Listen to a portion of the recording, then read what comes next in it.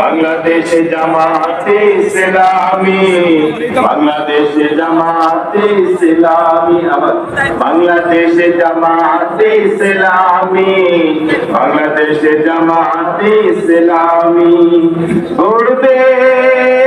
গড়বে আল্লাহর হুকুমত, গড়বে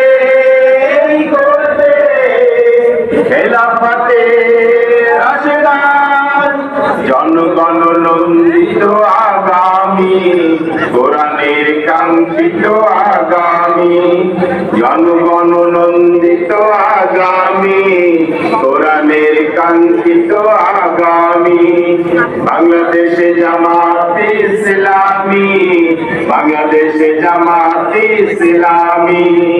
বাংলাদেশে জামাতে ইসলামী,